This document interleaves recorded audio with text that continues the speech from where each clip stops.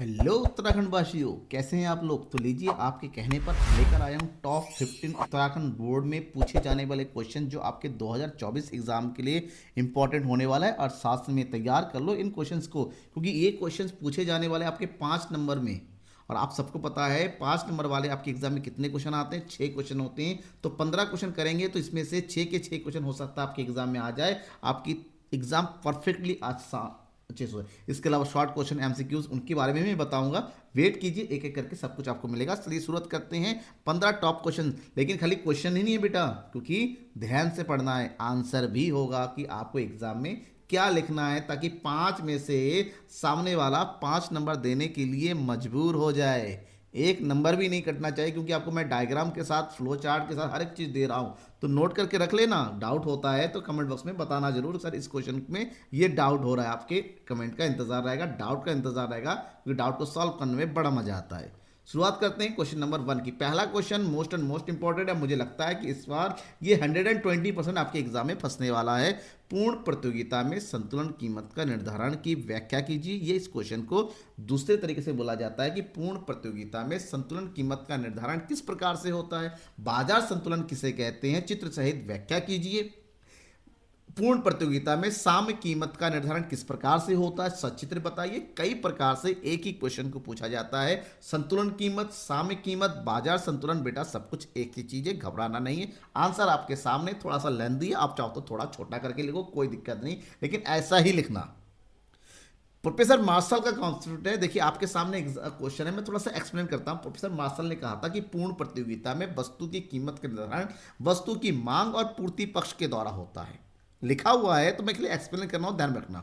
उनके अनुसार वस्तु की कीमत के निर्धारण के लिए उपभोक्ता वस्तु को कीमत को कम करना चाहता है और उपभोक्ता वस्तु की कीमत को बढ़ाना चाहता है। तो ऐसे में एक ऐसी कीमत जरूर आती है जहां पर उपभोक्ता कीमत को कम करते करते और उपभोक्ता उत्पादक बढ़ाते बढ़ाते की दोनों ही कीमतें तय हो जाती हैं। उस मात्रा पर उपभोक्ता और उत्पादक दोनों ही खरीदने या बेचने के लिए तैयार होते हैं। उसको हम संतुलन कीमत के नाम से कहते हैं। मतलब जिस बिंदु पर वस्तु की मांग और वस्तु की पूर्ति दोनों ही बराबर होते हैं, उस बिंदु को हम संतुलन कीमत के नाम से जानते हैं। आप इस तरह से फ्लो चार्ट में जरूर शो कीजिएगा।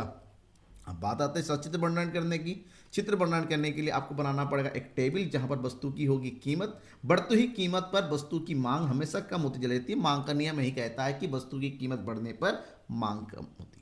वहीं पर पूर्ति का नियम कहता है कि वस्तु की कीमत के बढ़ते चले जाने से वस्तु की पूर्ति भी बढ़ती चली जाएगी। एक ऐसा बिंदु जहां होता है कि मांग कम होगी, पूर्ति बढ़ेगी। तो जिस कीमत पर मांग और पूर्ति दोनों ही बराबर है, यानी कि कीमत 6, उस बिंदु पर इसको इक्विलिब्रियम इस नाम से दिखा जाता है। बिट डायग्राम बताना पड़ेगा।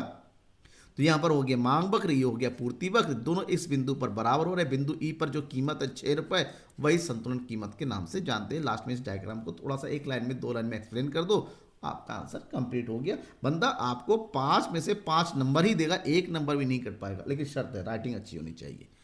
क्वेश्चन नंबर 2, पैमाने के प्रतिफल से आप क्या समझते हैं, एक उदाहरण के साथ स्पष्ट कीजिए कि पैमाने के स्थिर प्रतिफल, पैमाने के बढ़ते प्रतिफल, वर्धमान मतलब बढ़ते प्रतिफल, ये कभी कभी घटते भी पूछा जाता है, को कैसे संतुष्ट किया जाता है। सबसे पहला तो बताइए पैमाने के प्रतिफल का अर्थ। पैमाने के प्रतिफल का मतलब होता है दीर्घकाल की स्थिति, जहां पर दीर्घकाल में उत्पादन के कोई भी साधन स्थिर नहीं होता, अर्थात उत्पादन के सभी साधनों को एक निश्चित अनुपात में बढ़ाया जाता है। जब निश्चित अनुपात में सभी साधनों को बढ़ाया जाता है, ऐसे में उत्पादन को जो पैमाना भी बढ़ जाता है। इसी पैमाने की बढ़ने की दर के अनुसार 3 प्रकार की परिवर्तन होता है। एक होता है पैमाने के बढ़ते प्रतिफल की अवस्था, एक होता है पैमाने की स्थिर प्रतिफल की अवस्था, एक होता है घटते प्रतिफल की। इस क्वेश्चन में घटते तो है नहीं, लेकिन फिर भी मैं आपको समझाऊंगा। पैमाने के बढ़ते प्रतिफल का मतलब होता है उत्पादन के जितने साधनों को बढ़ाया जाता है, उसके कंपेरिजन में उत्पादन की मात्रा में अधिक वृद्धि होती है।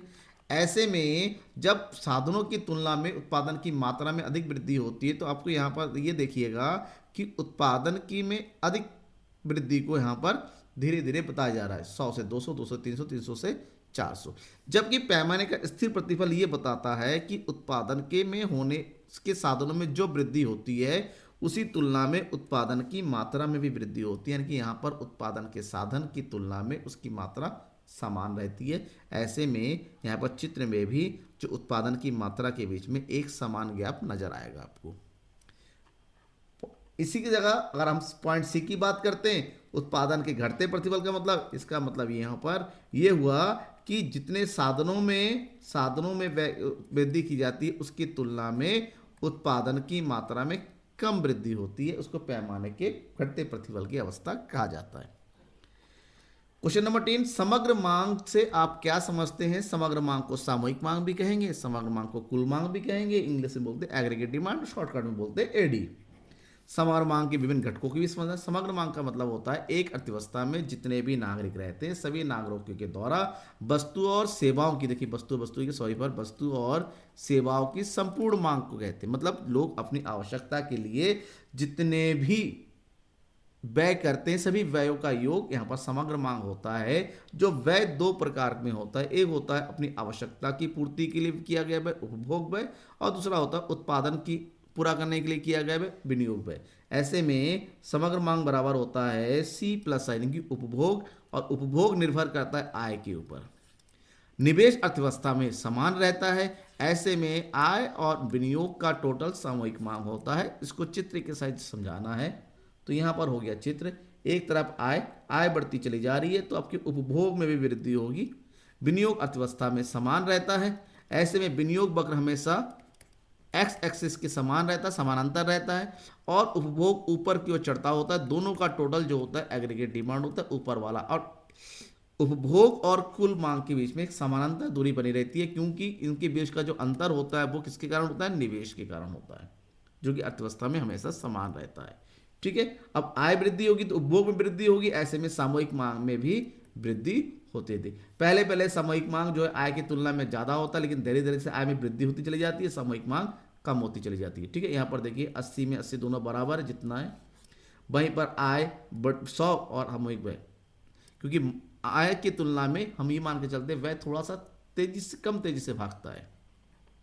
अब दूसरा क्वेश्चन इसमें है सामूहिक मांग के प्रमुख अवयव। जब सामूहिक मांग के अवयवों की बात करते हैं, इसके अवयवों को बंद अर्थव्यवस्था और खुली अर्थव्यवस्था दो प्रकार में बांटा जाता है। बंद अर्थव्यवस्था में दो घटक होते हैं, उपभोग और विनियोग। उपभोग कौन करता है? घरेलू क्षेत्र के द्वारा, और विनियोग कौन करता है? उत्पादक क्षेत्र के द्वारा। ऐसे में दो प्रमुख क्षेत्र होते हैं। जबकि खुली अर्थव्यवस्था में एक अर्थव्यवस्था के सभी क्षेत्र शामिल होते हैं, जिसमें उपभोग भी है, निवेश भी है, सरकारी व्यय भी है, और शेष विश्व भी शामिल होता है। तो ये अगर बंद अर्थव्यवस्था में पूछे तो इन दोनों को बताना है, खुली अर्थव्यवस्था में पूछे चारों को बता देना है। ओके, क्वेश्चन नंबर 4, मांग की कीमत लोच को परिभाषित कीजिए। मांग की कीमत लोच की प्रमुख श्रेणियों को रेखा चित्र के द्वारा स्पष्ट करना मतलब आपको एक्सप्लेन करना है विद डायग्राम। तो पहला तो बता दीजिए मांग की कीमत लोच होता क्या है। वस्तु की कीमत में होने वाले प्रतिशत परिवर्तन के कारण वस्तु की मांग की मात्रा में होने वाले प्रतिशत परिवर्तन के अनुपातिक संबंध को मांग की कीमत लोच कहते हैं। मतलब ईडी इक्वल टू होता है मांग की मात्रा में प्रतिशत परिवर्तन बट्टे वस्तु की कीमत में प्रतिशत परिवर्तन। ये तो हो गया वस्तु की, ये यहाँ से आपको 1 नंबर मिल जाएगा। बाकी 4 नंबर लेने के लिए मांग की श्रेणियों को डिटेल से बताना पड़ेगा। आपको पता होना चाहिए मांग की प्रमुख 5 श्रेणियाँ होती है। सापेक्ष लोचदार मांग चित्र आपके सामने लिखा हुआ है, इसलिए मैं बहुत ज़्यादा डिटेल में तो नहीं जाऊँगा, क्योंकि आपको एग्जाम में लिखने की तैयारी करनी है और जल्दी सारे 15 के 15 क्वेश्चन बताने तक वीडियो लंबा भी नहीं होगा, क्योंकि जितना ज़्यादा लंबा वीडियो होगा आप उतने आप बोर होंगे। तो सापेक्ष लोचदार मांग मतलब वस्तु की कीमत में जितना परिवर्तन होता है उसकी तुलना में मांग में अधिक परिवर्तन होता है, जिसको आप इस चित्र से दिखा सकते हैं। दूसरा होता है सापेक्ष बेलोचदार मांग, मतलब वस्तु की कीमत में जितना परिवर्तन होता है उसकी तुलना में उसकी मांग में कम परिवर्तन होता है, ऐसे में लोच 1 से कम होती है। ठीक है, नेक्स्ट है इकाई लोचदार मांग, मतलब वस्तु की कीमत में होने वाले परिवर्तन के समान ही उसकी मांग में परिवर्तन होता है। ऐसे में यहां पर जो मांग वक्र में परिवर्तन दोनों में समान रूप से दिखाई देता है। पूर्णतः लोचदार मांग ये बताता है कि कीमत में परिवर्तन हो या ना हो, ठीक है, उसकी तुलना में वस्तु की मांग में बहुत अधिक परिवर्तन हो जाता है। ऐसे में तो मांग लोच कैसी होती है? इन्फिनेटिव। और लास्ट है पूर्णतः बेलोचदार मांग। पूर्ण लोचदार की स्थिति में जो मांग वक्र बनता है एक्स एक्सिस के समानांतर बनता है, और पूर्णतः बेलोचदार में वस्तु की कीमत में तो परिवर्तन होता है लेकिन मांग में कोई परिवर्तन नहीं होता है। ऐसे मांग वक्र जो है वाई एक्सिस के समानांतर होता चला जाता है। ध्यान रखना, चित्र को जरूर बनाना होता है एक्सप्लेनेशन में, खासकर लॉन्ग क्वेश्चंस में। क्वेश्चन नंबर 5, परिवर्तनशील अनुपात के नियमों की 3 अवस्थाओं की व्याख्या कीजिए। लेकिन उससे पहले आपको परिवर्तनशील अनुपात के नियम को बताना है। परिवर्तनशील अनुपात के नियम के अनुसार उत्पादन में जब कुछ साधनों को स्थिर रखकर अन्य साधनों की मात्रा में वृद्धि किया जाता है तो उत्पादन पहले वृद्धि होती है, फिर स्थिर हो जाती है, फिर उत्पादन में कमी होने लगती है। ऐसे में परिवर्तनशील अनुपात के तीन प्रमुख नियम काम करते हैं, तीन प्रमुख अवस्थाएं होती हैं। उत्पत्ति के बढ़ते प्रतिफल की अवस्था, उत्पत्ति के स्थिर प्रतिफल की अवस्था और उत्पत्ति के घटते प्रतिफल की अवस्था। अब तीनों ही अवस्थाओं के बारे में दो दो लाइन में आपको एक्सप्लेन करना है। नंबर 1, उत्पत्ति के बढ़ते प्रतिफल की अवस्था, मतलब जब उत्पादन के कुछ साधनों को स्थिर रख के केवल परिवर्तनशील साधनों की मात्रा को बढ़ाई जाती है तो ऐसे में उत्पादन बढ़ता हुआ नजर होता है। इस स्थिति में कुल उत्पादन यानी कि टीपी, औसत उत्पादन एपी और सीमांत उत्पादन एमपी तीनों ही बढ़ते हुए नजर आते हैं। इसको बढ़ते प्रतिफल की अवस्था कहते हैं। उसके बावजूद भी फिर से हम उत्पादन की मात्रा को अगर और बढ़ाते चले जाते हैं तो एक ऐसी स्थिति आ जाती है जब औसत उत्पादन और सीमांत उत्पादन दोनों ही क्या हो जाते हैं, घटने लगते हैं, स्थिर हो। ऐसे में इस अवस्था में उत्पादन जो है हमारा स्थिर हो जाता है, ठीक है। और नेक्स्ट है, इस स्थिति में सीमांत उत्पादन ऋणात्मक हो जाता है और ऋणात्मक होने की स्थिति में कुल उत्पादन हमारी घटने लगती है। जैसे कि यहाँ पर सीमांत उत्पादन जब बढ़ रहा है, कुल उत्पादन, औसत उत्पादन भी बढ़ रहा है और कुल उत्पादन भी हमारा बढ़ता हुआ, कुल उत्पादन, सीमांत उत्पादन फिर हमारा घटना शुरू कर देता है तो औसत उत्पादन भी घटता है, लेकिन हमारा कुल उत्पादन में घटती दर से वृद्धि हो जाएगी। जैसे सीमांत उत्पादन हमारा माइनस में चला जाता है, कुल उत्पादन भी घटने लगता है। तो ये होगी पहली अवस्था, ये होगी बढ़ते प्रतिफल की अवस्था, ये है आपकी स्थिर प्रतिफल की अवस्था और ये आपकी घटते प्रतिफल की अवस्था। नेक्स्ट है, उदासीनता वक्र विश्लेषण द्वारा उपभोक्ता के संतुलन की व्याख्या कीजिए। पहले तो आपको ये बताना है कि उपभोक्ता का संतुलन क्या होता है। एक उपभोक्ता उस समय संतुलन की अवस्था में होता है जब अपनी सीमित आय की सहायता से वस्तुओं को उनकी दी गई कीमतों पर खरीदकर अधिकतम संतुष्टि की प्राप्ति करता है। उपभोक्ता हमेशा अपनी कीमत रेखा को आय और उपभोग की वस्तुओं की कीमतों के आधार पर तैयार करता है। ऐसे में प्रत्येक उपभोक्ता चाहता है कि हमेशा संतुष्टि का स्तर जितना ज़्यादा लिया जा सके। इसके लिए उदासीनता वक्र ऊंचे से ऊंचे पहुंचने की कोशिश की जाती है। अब बात करेंगे कीमत रेखा और उदासीनता वक्र के माध्यम से उदासीनता वक्र विश्लेषण किया जाता है और यहाँ पर उपभोक्ता के संतुलन के लिए दो प्रमुख शर्तें मानी जाती है। नंबर 1, उदासीनता वक्र कीमत रेखा को स्पष्ट करता हुआ होना चाहिए, मतलब कुछ इस तरह से, ये है कीमत रेखा, आर एस कीमत रेखा है, जबकि जो आईसी है ये उदासीनता वक्र है। या दोनों ही बिंदु ई पर एक दूसरे को छू रहे हैं। जिस बिंदु पर ये एक दूसरे को छू रहे हैं मतलब उपभोक्ता की कीमत और आय का एक बिंदु और उस पर संतुष्टि का बिंदु सब समान हो जाता है तो इस स्थिति को हम जो है संतुलन की स्थिति कहते हैं। दूसरा शर्त यह है कि ये जो स्थिति होगी उस बिंदु पर होगी जहां पर MRS marginal rate of substitution घटती हुई होती है। मतलब इस रेट के अलावा हमारा दूसरा जो नीचे वाला होता है ये नहीं होता, क्योंकि यहाँ पर मार्जिनल रेट बढ़ता हुआ होता है, ऊपर की ओर बढ़ता नहीं होता, अवनत होता है, उन्नतोदर नहीं होता। ऐसे में स्थायी संतुलन के लिए उदासीनता वक्र उन्नतोदर का होना कि ऊपरी दिशा में भागता हुआ नजर होना आवश्यक है। इसलिए बिंदु ई ही संतुलन का होता है। इस डायग्राम के साथ आपको लिखना है। क्वेश्चन नंबर 7 बहुत ज़्यादा पूछा जाता है, लेकिन उससे पहले एक शेर से मैं आपको बताना चाहूँगा, थोड़े बोर ना हो, सुनिएगा गौर से और इरशाद फरमाइएगा। महफिल में जो हमें दाद देने से कतराते हैं, महफिल में जो हमें दाद देने से कतराते हैं, सुना है तन्हाइयों में वो हमारी शायरियाँ सुना करते हैं। बोलिए इरशाद। चलिए हम बात करते हैं आय, राष्ट्रीय आय की विभिन्न अवधारणाओं के बारे में। राष्ट्रीय आय की प्रमुखता 8 अवधारणाएं होती हैं और अवधारणाओं के बारे में लिखना भी है तो एक्सप्लेनेशन आपके सामने है, स्क्रीनशॉट लिख लीजिएगा, कोई दिक्कत नहीं होगी। जब हम राष्ट्रीय आय की अवधारणाओं की बात करते हैं, पहला है बाजार कीमत पर सकल घरेलू उत्पाद, बाजार कीमत पर सकल राष्ट्रीय उत्पाद, बाजार कीमत पर शुद्ध राष्ट्रीय उत्पाद और बाजार कीमत पर शुद्ध घरेलू उत्पाद। ये 4 प्रमुख अवधारणाएं हैं और बाकी 4 जो है नेक्स्ट पेज में है। यहाँ पर साधन लागत पर शुद्ध घरेलू उत्पाद, साधन लागत पर सकल घरेलू उत्पाद, साधन लागत पर सकल राष्ट्रीय उत्पाद और साधन लागत पर शुद्ध राष्ट्रीय उत्पाद। जहां पर साधन लागत पर शुद्ध घरेलू उत्पाद इसको बोलते हैं हम घरेलू आय और साधन लागत पर शुद्ध राष्ट्रीय उत्पाद को बोलते हैं राष्ट्रीय आय। ठीक है, इसके बारे में आपके सामने स्क्रीन पे दे रख के स्क्रीनशॉट लिखिए, इसकी डिटेल को लिख लीजिए तो कोई दिक्कत नहीं होगी। मैं आंसर इसलिए देता हूं ताकि आपको ढूंढना ना पड़े, समय आपका बचे, आपका एग्जाम नज़दीक है, तैयारी अच्छे से करना है और बस मेरे लिए एक काम करना है, लाइक करके वीडियो को शेयर करना है अपने दोस्तों के बीच में ताकि वो भी इन 15 क्वेश्चन को अच्छे से पढ़ सके। क्वेश्चन नंबर 8, व्यावसायिक कार्य की परिभाषा दीजिए। इंपॉर्टेंट क्वेश्चन है। व्यावसायिक कार्य, व्यावसायिक बैंक के कार्य, केंद्रीय बैंक के कार्य और मुद्रा के कार्य। फिलहाल मैं आपको व्यावसायिक बैंक के कार्य की बात कर रहा हूँ, मुद्रा के कार्य और बाकी कार्यों को मैं नेक्स्ट वीडियो में बता दूंगा। व्यावसायिक बैंकों की परिभाषा क्या है? व्यावसायिक बैंक यानी कि व्यापारिक बैंक या वाणिज्यिक बैंक एक ही चीज है। वह बैंक है जो जनता से जमाव को स्वीकार करती है और उनके मांगने पर लौटा देती है, साथ ही जनता के लिए ऋण की व्यवस्था भी करती है। व्यापारिक बैंकों के 3 प्रमुख कार्य होते हैं, मुख्य कार्य, द्वितीयक कार्य और सामाजिक कार्य। मुख्य कार्यों में 3 प्रमुख मुख्य कार्य होते हैं। जनता की जमाओं को अपने पास स्वीकार करना, जिसके लिए चालू खाता, बचत जमा, सावधि जमा खाता और आवर्ती जमा खाता का प्रयोग किया जाता है।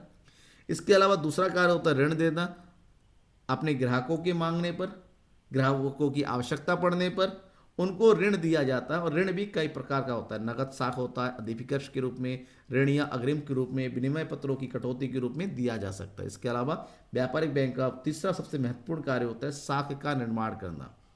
व्यापारिक बैंक मुद्रा का निर्माण करती है, मुद्रा से मुद्रा को जनरेट करती है।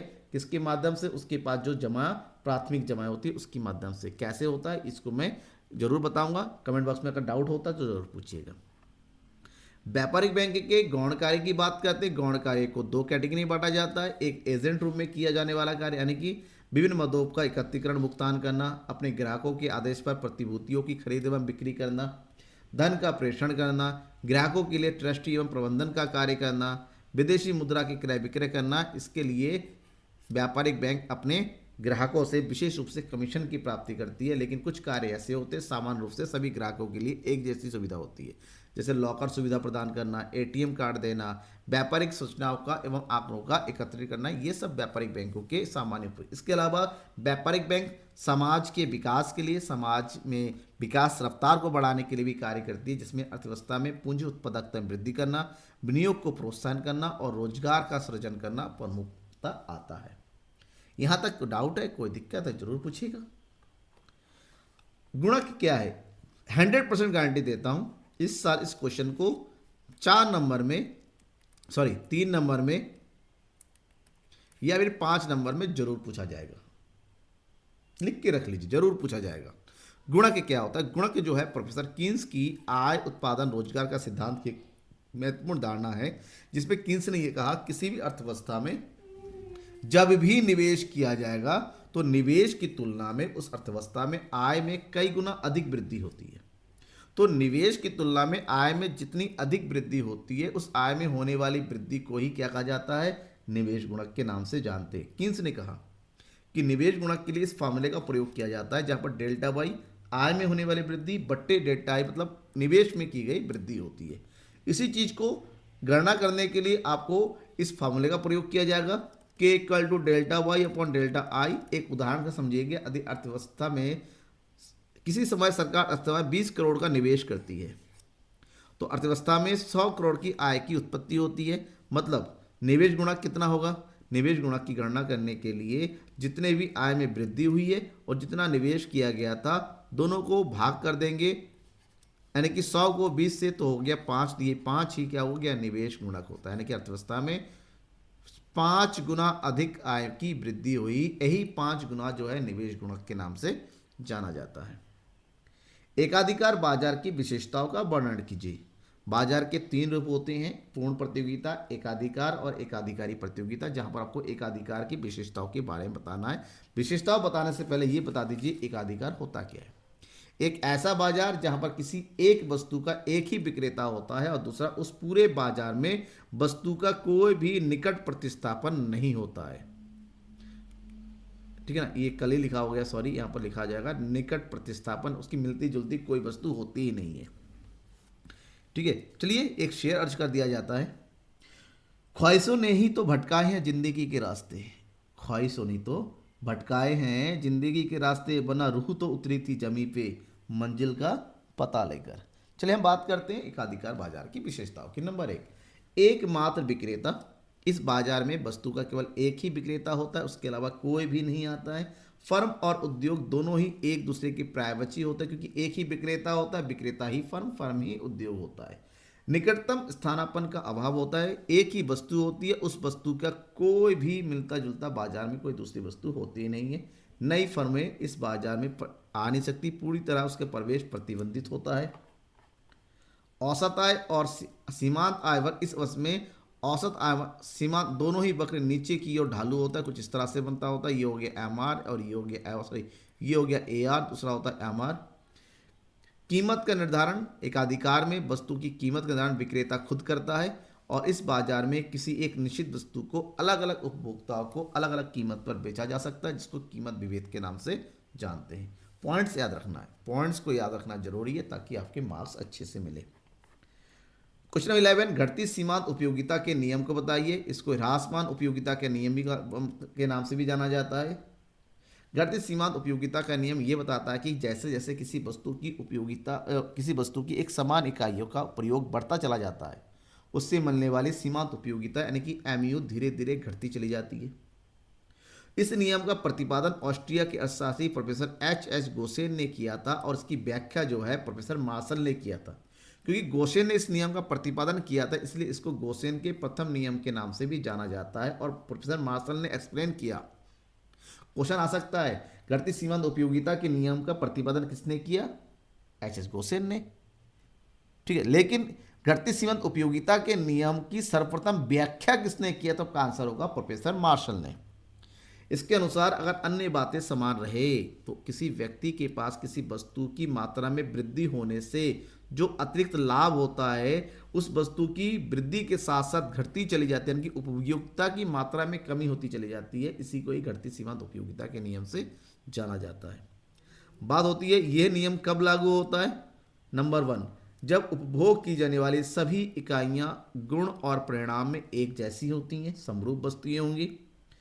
उपयोग लगातार होता चला जाएगा, उपयोग में कोई कमी नहीं होनी चाहिए। वस्तु की इकाई पर्याप्त होना चाहिए, छोटा बड़ा नहीं होना चाहिए। उपभोक्ता के व्यवहार में कोई परिवर्तन नहीं होना चाहिए। उपभोक्ता की आय, रुचि, आदत में भी कोई परिवर्तन नहीं होना चाहिए। ऐसे में वस्तु का उपयोग करते चले जाएंगे। मिलने वाली सीमित उपयोगिता नीचे की ओर गिरती चली जाती हैं। तो सीमांत उपयोग एक समय माइनस भी जा सकती है। तो सीमांत उपयोगिता में कमी होना ही घटती सीमांत उपयोगिता के नाम से जाना जाता है। और बेसिकली सभी प्रकार की खाने वाने वाले वस्तुओं में ये नियम क्या होता है? लागू होता है। ठीक है, समझ में आ गया? कोई तो दिक्कत नहीं है, कोई भी दिक्कत हो जरूर बताइएगा। जहां भी आपको प्रॉब्लम लगती है मैं आपको प्रॉब्लम को सॉल्व करने के लिए मैं हूं यहां पर। चलिए आगे बढ़ते हैं। क्वेश्चन नंबर 12, एक अर्थव्यवस्था में अतिरिक्त मांग को नियंत्रित करने के लिए मौद्रिक उपाय समझाइए। कि एक अर्थव्यवस्था में अगर अतिरिक्त मांग की समस्या है, उस अतिरिक्त मांग की समस्या को किस प्रकार से दूर किया जाए। अतिरिक्त मांग का मतलब होता है कि अर्थव्यवस्था में पूर्ण रोजगार के लिए जितनी मांग होनी चाहिए, मांग अगर उससे ज़्यादा हो, मतलब एक ऐसी स्थिति कि पूर्ण रोजगार के लिए जितनी पूर्ति है, पूर्ति की तुलना में मांग ज़्यादा होती है, इस स्थिति को अतिरिक्त मांग कहते हैं। और अतिरिक्त मांग की स्थिति में अर्थव्यवस्था में स्फीतिकारी अंतराल की स्थिति होता है, यानी अर्थव्यवस्था में महंगाई की स्थिति आ जाती है। अब इसको ठीक करने के लिए, और महंगाई तब आती है जब अर्थव्यवस्था में मुद्रा पूर्ति इतनी ज़्यादा होती है, लोगों के पास आय बहुत ज़्यादा होती है, इससे में खर्च मांग बढ़ती चली जाती है। तो इस स्थिति को पूरा करने के लिए, अतिरिक्त मांग को ठीक करने के लिए महंगी मौद्रिक नीति अपनाई जाती है। और मौद्रिक नीति को लिए क्या किया जाएगा? मात्रात्मक उपाय किए जाएंगे।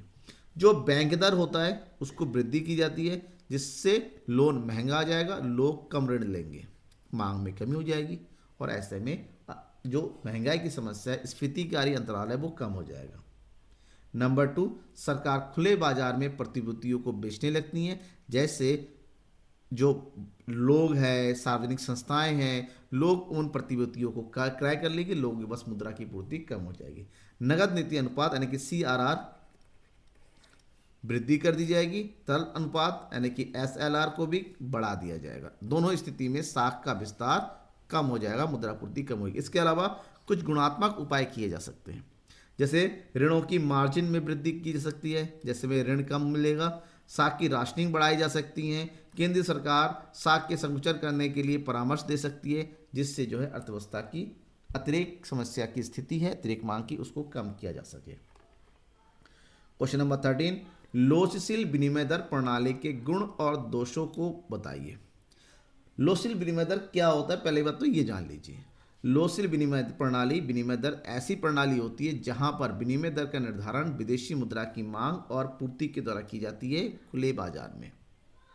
ऐसे में मांग और आपूर्ति परिवर्तनों के साथ लोशील विनिमय दर बदलती रहती है। बात करते हैं इसके गुणों की। नंबर है, यह सरल प्रणाली है, इसका निर्धारण बड़ा सरल होता है। इसके सतत समायोजन, ऑटोमेटिक मांग और पूर्ति में परिवर्तन से इसका समायोजन होता रहता है। इसके लिए किसी प्रकार की आरक्षित कोषों की अनिवार्यता नहीं होती है कि हमारे पास गोल्ड होना चाहिए, डॉलर होना चाहिए तभी विनिमय दर निर्धारित, नहीं, इसके लिए जरूरत है वो है मांग और पूर्ति की, यानी कि आयात और निर्यात की। इस विधि की कुछ दोष भी है, कमियां हैं, जैसे निम्न लोच। एक बार बाजार में अगर परिवर्तन होता है तो इसकी आर्थिक स्थिति को के अनुसार इसमें परिवर्तन कर पाना संभव नहीं हो पाता है।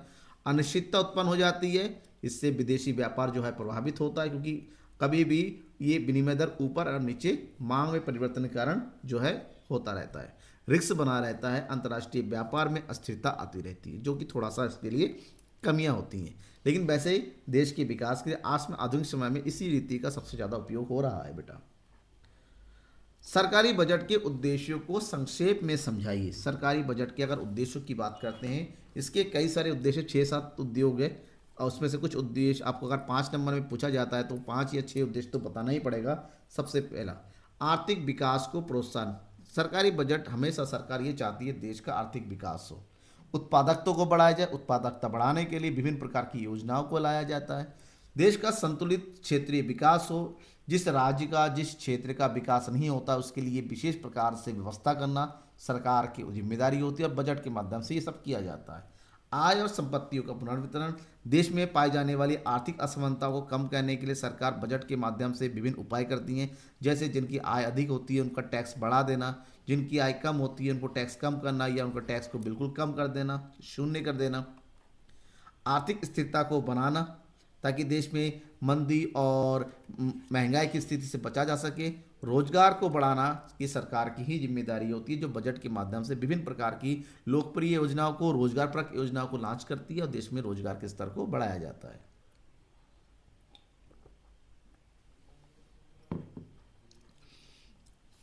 टॉप 50 में जो 15वां नंबर का क्वेश्चन है बहुत ही इंपॉर्टेंट है, कई बार एग्जाम में पूछा जा चुका है, बोर्ड एग्जाम में पिछले कुछ सालों में उत्तराखंड बोर्ड में। क्वेश्चन है, उत्पादक संतुलन से क्या अभिप्राय है। तालिका एवं रेखाचित्र की सहायता से कुल लागत और कुल आगम रीति के द्वारा उत्पादक संतुलन की व्याख्या कीजिए। सबसे पहले उत्पादक संतुलन को बताइए। एक फर्म या उत्पादक उस समय संतुलन में होती है जब वो अपने वर्तमान उत्पादन की मात्रा में संतुष्ट होता है, मतलब उत्पादन की मात्रा में कमी या वृद्धि करना उसके लिए सही नहीं होता है। ऐसी स्थिति को उत्पादक संतुलन। अब कुल आय और कुल लागत रीति के अनुसार उत्पादक का संतुलन कहाँ होता है। इस दृष्टिकोण में जिस बिंदु पर कुल आय और कुल लागत के बीच में सबसे अधिक अंतर होता है उसे उत्पादक संतुलन होता है। क्यों? क्योंकि इस स्थिति में उसको अधिकतम लाभ की प्राप्ति होती है, जिसके लिए कुल आगम में से कुल लागत को घटा दिया जाता है। That means profit equal to, और जब प्रॉफिट सबसे अधिक हो जाएगा वहीं पर उत्पादक संतुलन में होगा। ठीक है, इसके लिए आप इस डायग्राम का यूज़ कर सकते हैं। इस डायग्राम से अगर आप बताते हैं उत्पादक संतुलन के बारे में, देखिए ये डायग्राम क्या बता रहा है। ये जो टी आर है कुल आगम को बताता है, और ये टी सी जो है कुल लागत को बताता है।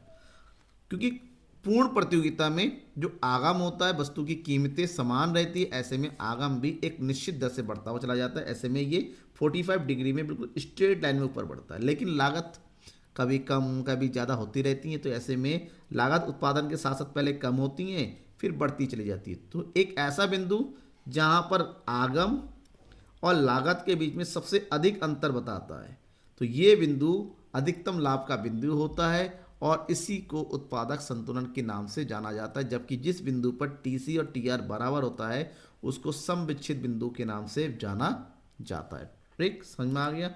अब बाद में आप क्या करें, इसको थोड़ा सा एक्सप्लेन कर दीजिए तो आपके लिए बेटर रहेगा। देखिए लिखा हुआ क्या है। पूर्ण प्रतियोगिता स्थिति में एक फर्म दी गई कीमत पर वस्तु की कितनी ही मात्रा उत्पादन कर सकती है, क्योंकि पूर्ण प्रतियोगिता में फर्म कीमत प्राप्त करता होती है और आगम वक्र ऊपर से चढ़ती हुई होती है। जिस बिंदु पर दोनों का अंतर होता है बिंदु के एन, वही उत्पादक संतुलन का बिंदु होता है। तो ये रहा आपका टॉप 15 क्वेश्चन। इन 15 क्वेश्चन को तैयार कीजिए, 100% गारंटी है इसमें से क्वेश्चन आपके एग्जाम में जरूर आएंगे, नेगलेक्ट नहीं करना है। दोस्तों को फायदा पहुंचाना है, क्योंकि केवल आप पढ़ेंगे तो मजा क्या, सब लोग मिलके पढ़े, सबके अच्छे नंबर आ जाएंगे। तो इसके लिए शेयर कीजिए अपने दोस्तों के बीच में। और कोई भी आप नए हैं जो अभी तक मेरे चैनल से जुड़े हुए नहीं है, जिनको अभी तक लाइव क्लास अटेंड नहीं किया है, तो बेटा सब्सक्राइब कर लो। लाइव क्लास का लिंक का अपडेट मिलता रहेगा, नोटिफिकेशन को दबा दीजिएगा। और अगर आप लोग सोशल मीडिया में एंगेज है तो इंस्टाग्राम और फेसबुक के थ्रू भी मुझसे कॉन्टैक्ट में रह सकते हैं। ढाली सर इंस्टाग्राम में और नकुल ढाली फेसबुक में जरूर फॉलो कीजिएगा। पर्सनली मुझसे कॉन्टैक्ट करना है, व्हाट्सअप नंबर आपके लिए हाजिर है। तब तक के लिए बाय एंड थैंक यू।